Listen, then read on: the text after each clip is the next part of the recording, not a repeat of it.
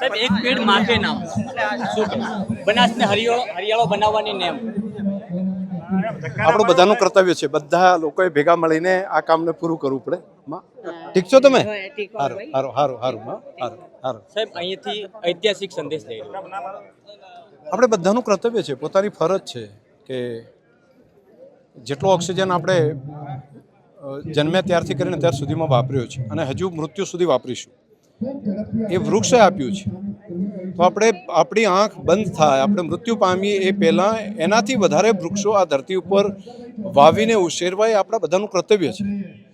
એટલા માટે આ ચોમાસામાં, આ શ્રાવણ મહિનામાં બધા સંકલ્પ કરીએ આપણે બધા કે ભોલેનાથની સાચી આરાધના, જે રીતે શિવલિંગમાં જઈને આપણે આરાધના કરીએ છીએ એવી જ આરાધના અહીંયા અલગ અલગ પોતાનું સ્થાન, ગામ, મંદિર, શાળા, ખેતરનો શેઢો, બધી જગ્યાએ વૃક્ષનારાયણના આપણે સ્થાપન કરીએ. અને છોડમાં રણછોડ છે અને એની અંદર પરમાત્માનો દર્શન આપણે કરીએ. તો સાચા અર્થમાં તરુવર સરોવર સંતજન ચોથા બરસત મેં પરમારથ કે કારણે ધરિયા ચારે દે. તો જેમ સંતની સેવા કરીએ છીએ, ઈશ્વરની સેવા કરીએ છીએ, તેવી જ સેવા આપણે વૃક્ષ નારાયણની કરીએ. અને આપણે બધાનો આ સંકલ્પ છે, આપણે બધા લાગી પડીએ. આપણો જિલ્લો સુકામ સૂકો જિલ્લો રહે, આપણે બધા ભેગા મળીને આપણા જિલ્લાને હરિયાળો કરવા માટે આપણે પોતે મહેનત કરીએ. ગામે ગામ આપણે બધા લાગી જઈએ. સાહેબ એ જ રીતે પાણીના વિઝનને પણ હવે લોકોએ ફોલો કર્યું.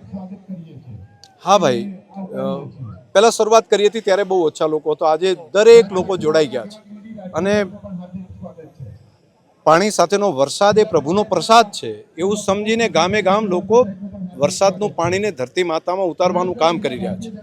એમને અભિનંદન. મેં ગઈકાલે તમારી ચેનલમાં પણ મેં જોયું, તમે ઘણા બધા જે સારું સારું કામ કરે છે બધા લોકોનો ઇન્ટરવ્યૂ લીધા. આના કારણે બાકીના લોકોને પણ પ્રોત્સાહન મળશે કે આપણે પણ જળ સંચયના કામમાં લાગીએ. પ્રકૃતિનું સંવર્ધન કરવું અને સસ્ટેનેબિલિટી માટે કામ કરવું એ આ સમયની માંગ છે. એ વૃક્ષનારાયણનું કામ હોય, વૃક્ષના વાવેતર કરવાનું હોય, પર્વતો ઉપર જઈને સીડ બોલ નાખવાનું કામ છેલ્લા 7 વર્ષથી આપણે સતત કરી રહ્યા છીએ. 1 કરોડ સીડ બોલ ત્યાં, તો પર્વતો પણ હરિયાળા બનવા મળ્યા છે. અને દર વર્ષે 50 લાખથી વધારે બનાસ ડેરી દ્વારા ઝાડ આપવામાં આવે છે. તો ત્યારે ફળાવ ઝાડો પણ બનાસકાંઠામાં, આંબા પણ અહીંયા થવા મળ્યા. આપણે હવે કેરીઓ બહારથી લાવે અને બદલે બનાસકાંઠામાં કેરીઓ થવા મળી છે. અહીંયા જાંબુ પણ એટલા મોટા પ્રમાણમાં થવા મળ્યા. આ 7-8 વર્ષનો પ્રયત્ન આપણે કર્યો, ડેરી અને સાથે લોકો જોડાયા, પરિણામ મળ્યું છે. હજુ આખા વિસ્તારને આપણે હરિયાળો કરવો હોય તો આપણે કરી શકીએ છીએ. બસ આપણે થોડી થોડી મહેનત કરવાની છે. શંકરભાઈના વિઝન સાથે જેમ આ ઓક્સિજન ખેંચ્યું છે, હવે ઓક્સિજન આપણે આપવાની તૈયારી કરી છે, એવી જ રીતે શંકરભાઈનું એ પણ વિઝન હતું કે પાણી આપણે ખેંચી લીધું છે, હવે આપણે આપો. સાહેબ પહેલાં જ વરસાદે 2 વર્ષનું પાણી આપ્યું છે અને આ વખતે 70 થી 80% ખેડૂતોએ આ વાતને ફોલો કરી. પ્રકૃતિનો એક સિદ્ધાંત છે, પ્રકૃતિનું સંવર્ધન આપણે કરીએ તો પ્રકૃતિ આપણું રક્ષણ કરે છે. આપણે જેવા પાત્રો બનાવવાનું ચાલુ કર્યું, તળાવો બનાવવાનું ચાલુ કર્યું, ખેત તલાવડી વાતો કર્યું, કેચ ધ રેન દ્વારા આપણે નાના નાના કૂવાઓ કરીને થોડું થોડું પાણી ઉતારવાનું કર્યું. પ્રકૃતિને પણ લાગવા માંડ્યું કે આ લોકોને મહેનત કરે છે, ચાલ હું આવું. હજુ વધારે કરીશું, પાત્રો વધારે તૈયાર કરીશું. જૂના કૂવા એને રિચાર્જ કરીએ, જૂના બોર એને રિચાર્જ કરીએ, તલાવ બનાવીએ, ખેત તલાવડી બનાવીએ, નાના નાના સોસકુવા બનાવીએ. આ બધા કામ જો આપણે સાથે મળીને કરશું ને, મને શ્રદ્ધા છે કે વરસાદ આવશે. અને જે આપણે પાણીની સમસ્યા છે એનો ઉકેલ પ્રકૃતિ કરશે. એવું જ કામ વૃક્ષ વધારે વાવીએ તો પણ વરસાદને ખેંચીને લાવે છે. એ આપણે આ વર્ષે ગુજરાતમાં સૌથી વધારે પર્સન્ટેજ વાઇઝ જોઈએ તો એ વરસાદ બનાસકાંઠા જિલ્લામાં શરૂઆત થઈ ગઈ છે.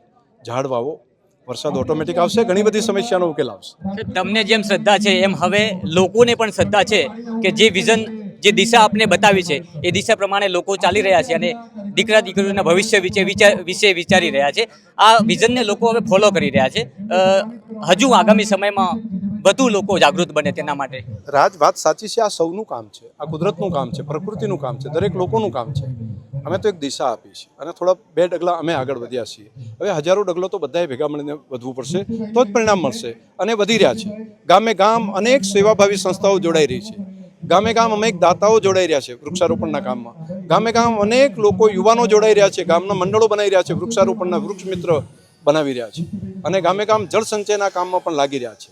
જોજો ને તમે, ભગવાનની ઈચ્છા હશે તો માત્ર 10 વર્ષના સમયગાળામાં આખું બદલાઈ જશે. અને 10 વર્ષના સમયગાળામાં બનાસ સૂકો પ્રદેશ નહીં, હરિયાળો બની શકશે અને જળવાળો વિસ્તાર બની શકશે ગણતરીના વર્ષોની અંદર. સાહેબ એક ખેડૂતે ગઈકાલે જ કહ્યું છે કે આવું જો થશે તો 5 વર્ષ નહીં પરંતુ 2 વર્ષમાં જ આપણા પાણી ઉપર આવી. હા, આપણે ઘણો લાંબા સમય સુધી ઘણું ખેંચી લીધું છે. આપણે 50 વર્ષ પાણી ખેંચી લીધું છે, તો આપણે ઘણા વર્ષ સુધી પાણી અંદર જમીનમાં નાખવું પડશે. અને સાતત્યપૂર્ણ કામ કરવું પડશે. તો જ આવનારી પેઢી 50 વર્ષ પછી પણ જે લોકો અહીંયા હશે પૃથ્વી ઉપર, એમના માટે પણ પાણી મળી રહેશે, એમના માટે પણ ઓક્સિજન મળી રહેશે. એવા પ્રાણીઓ પંખીઓ માટે પણ રહેવા માટેના એના ગોખલા મળી રહેશે અહીંયા. આજે સામાજિક વનીકરણ અને પીએન માળી ફાઉન્ડેશન વતી શીતળામાના ધામમાં જ શીતળ વન બનાવ્યું છે. હા, બિલકુલ, માની કૃપા હશે. ગામ આખું જોડાયું છે અને પીએનભાઈને એમણે પણ ખૂબ સારો સહયોગ આપ્યો. રાજ્ય સરકારનું ફોરેસ્ટ ડિપાર્ટમેન્ટે પણ ખૂબ સરસ મદદ કરી. બનાસ ડેરી, ગામની મંડળી, બધા સાથે મળીને અનેક લોકો અહીંયા હજારોની સંખ્યામાં લોકો જોડાયા છે ને બધા. કેટલાક તો પરિવાર સાથે પતિ પત્ની બંને આવ્યા છે. એટલે લક્ષ્મીનારાયણની જોડી તરીકે ભગવાન વૃક્ષનારાયણની સેવા કરી રહ્યા છે. સર, પહેલું વૃક્ષારોપણ છે કે અહીંયા પુરુષોના જેટલા જ મહિલાઓ જોવા મળે છે. હા, બહેનો પણ ખૂબ ખૂબ આની અંદર મોટી પ્રમાણમાં માતાઓ બહેનો પણ જોડાયા છે, યુવાનો બાળકો બધા જોડાયા છે.